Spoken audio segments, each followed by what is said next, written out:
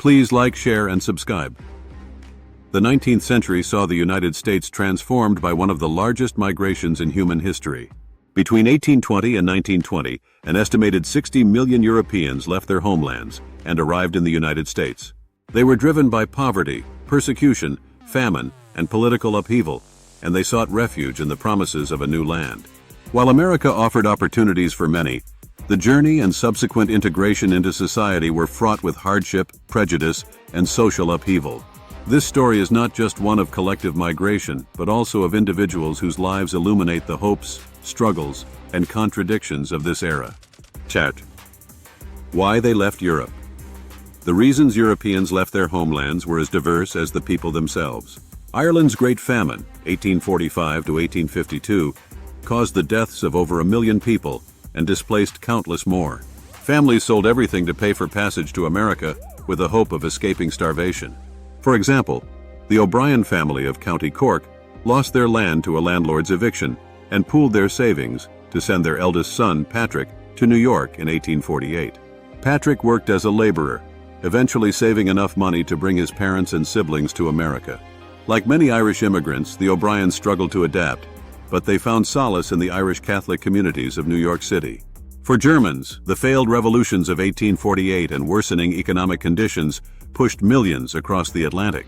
Johann Müller, a schoolteacher from Bavaria, fled after his involvement in a pro-democracy uprising put him at odds with local authorities.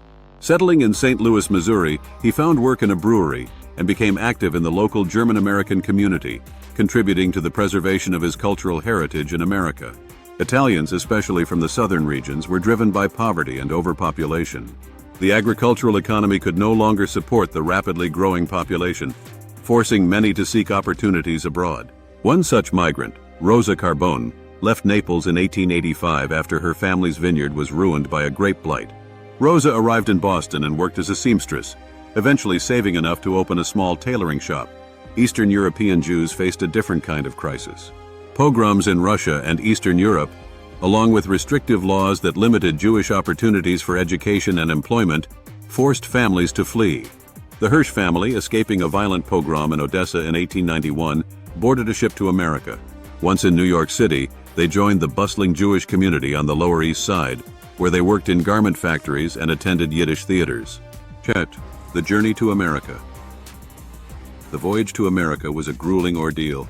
Most immigrants traveled in steerage, the lowest class on steamships. These compartments were overcrowded, poorly ventilated, and rife with disease.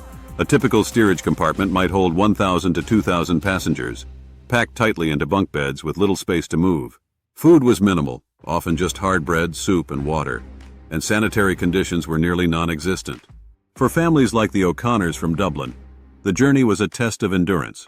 Their youngest child, Mary, succumbed to typhus during the voyage, a fate shared by thousands of others who never saw the shores of America.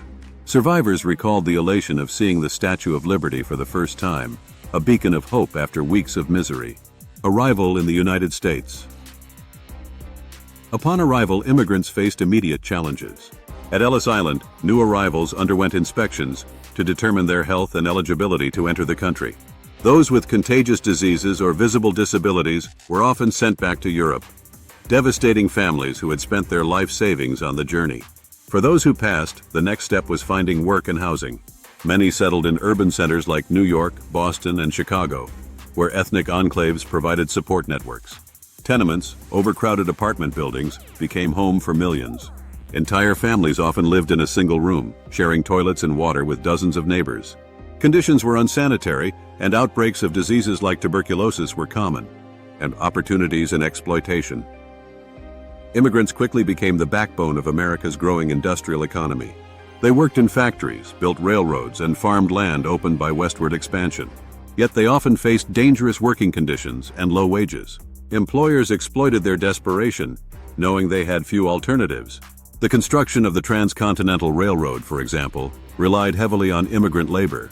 Irish workers dominated the Union Pacific workforce, while Chinese immigrants worked on the Central Pacific Line. The Irish were often tasked with dangerous jobs, such as blasting through mountains, and lived in makeshift camps with little protection from the elements. Meanwhile, in cities like Chicago, Italian and Eastern European immigrants toiled in meatpacking plants and steel mills. The work was grueling and injuries were common. Despite these hardships, many immigrants saw these jobs as a stepping stone to a better future, land and opportunity. For those willing to leave the cities, the Homestead Act of 1862 offered a chance to own land. The act granted 160 acres to settlers willing to farm it for 5 years. Immigrants like Johann Müller, who moved west after working in the breweries of St. Louis, took advantage of this opportunity. Müller built a farm in Nebraska, where he raised his family and contributed to the agricultural development of the Midwest. Yet this opportunity came at a high cost. The Homestead Act, along with earlier policies like the Indian Removal Act of 1830, displaced Native American tribes from their ancestral lands. The Indian Removal Act forced tribes like the Cherokee, Creek, and Seminole to relocate to territories west of the Mississippi River, often under brutal conditions. The infamous Trail of Tears saw thousands of Cherokee die during their forced march to Oklahoma. Land lotteries further dispossessed Native Americans, redistributing their land to white settlers, including immigrants. This process exacerbated tensions between settlers and indigenous peoples, leading to violent conflicts across the frontier, social tensions, and the draft riots. Immigrants in urban centers faced hostility from native-born Americans, who viewed them as competition for jobs and a threat to American values. These tensions were heightened during the Civil War, particularly with the introduction of the Conscription Act in 1863. The act required all male citizens between 20 and 35 to register for the draft, but allowed wealthier men to pay $300 to avoid service, a fee far beyond the means of most working-class immigrants. In July 1863, frustration boiled over in New York City. The draft riots, led primarily by Irish immigrants, began as protests against the draft, but quickly turned into a violent uprising. Rioters targeted government buildings and wealthy homes before turning their rage on black residents, whom they blamed for the war and their economic woes. The colored orphan asylum on Fifth Avenue was burned to the ground, though its children managed to escape. Over 5 days of rioting, more than 100 people were killed and thousands were injured. The riots exposed deep divisions in American society and highlighted the struggles of immigrants to navigate their place in a racially and economically stratified nation. Immigration policies and pathways to citizenship. Despite the challenges, the U.S. government implemented policies that allowed many immigrants to become citizens. The Naturalization Act of 1790 limited citizenship to free white persons, but by the late 19th century, the process was open to most European immigrants. After 5 years of residency and a declaration of intent, immigrants could apply for citizenship, gaining the right to vote and own land. However, systemic barriers remained for non-European groups, including Chinese immigrants, who were excluded by the Chinese Exclusion Act of 1882. Yet, crime and survival. In the overcrowded immigrant neighborhoods of cities like New York, crime became both a survival mechanism and a byproduct of poverty. Gangs like the Dead Rabbits and the Bowery Boys dominated the streets, engaging in turf wars and petty theft.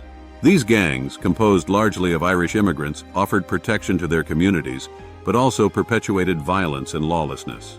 For Italian immigrants, organized crime networks emerged as a response to discrimination and limited economic opportunities. Figures like Giuseppe Morello, an early mafia leader in New York, used extortion and smuggling to build wealth. While these criminal activities tarnished the reputation of immigrant communities, they also reflected the desperation of people trying to survive in a hostile environment. Contributions and resilience. Despite these challenges, immigrants profoundly shaped American society. They built railroads, factories, and cities. They contributed to cultural life, introducing new foods, music, and traditions. Jewish immigrants on the Lower East Side, for example, revolutionized the garment industry, while Italian stonemasons helped construct landmarks like the Brooklyn Bridge. Their resilience in the face of adversity paved the way for future generations. By the early 20th century, many immigrant families had climbed the social ladder, achieving the prosperity their ancestors had dreamed of. The draft riots and the targeting of black New Yorkers. The New York City draft riots, which began on July 13, 1863, stand as one of the most violent and racially charged episodes in American history. Although initially sparked by opposition to the Union draft during the Civil War, the riots quickly became an outlet for deep-seated racial hatred and economic grievances among the white working-class population, particularly Irish immigrants. Black New Yorkers bore the brunt of this fury. as they were scapegoated for the war and economic hardships faced by immigrant laborers. The violence began the day after the first draft lottery, when mobs of white men, many of them Irish immigrants, marched through the city, destroying property and attacking government buildings. However, the rage quickly turned toward black residents. Many white laborers feared that the Emancipation Proclamation, issued by President Lincoln earlier that year, would lead to an influx of freed black workers competing for jobs at even lower wages. This fear had been stoked by anti-abolitionist newspapers and politicians, which exaggerated the supposed threat posed by free black labor to white livelihoods. The riots descended into racial violence almost immediately. Black men, women, and children were attacked on sight, their homes and businesses looted and burned. One of the earliest and most brutal acts of violence occurred at the Colored Orphan Asylum, a 4-story building on Fifth Avenue that housed over 200 black children. A mob of thousands stormed the asylum, looting bedding, clothing, and food before setting the building on fire. Although the children escaped with the help of the matron and other staff, the destruction of the orphanage left a deep scar on the city. Lynching and mob violence. Black men were especially vulnerable to the mob's wrath. Throughout the city, they were beaten, lynched, and mutilated in horrifying displays of brutality. One of the most infamous cases was that of Abraham Franklin, a black man who was dragged through the streets by a mob, beaten senseless, and hanged from a lamppost. His body was set on fire as the crowd cheered. Another victim, William Jones, a laborer, was attacked while walking home. He was beaten to death, and his body was left in the street as a warning to others. In some cases, black residents were killed simply for being in the wrong place at the wrong time. A dock worker named Isaac Cortland was chased by a mob after leaving work, cornered and lynched. Black sailors and stevedores were pulled from ships and beaten or killed, their attackers blaming them for taking jobs from white workers. Even black men who had fought for the Union Army were not spared.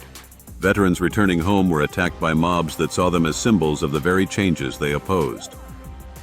Attacks on black women and families. Black women and families were also targeted during the riots.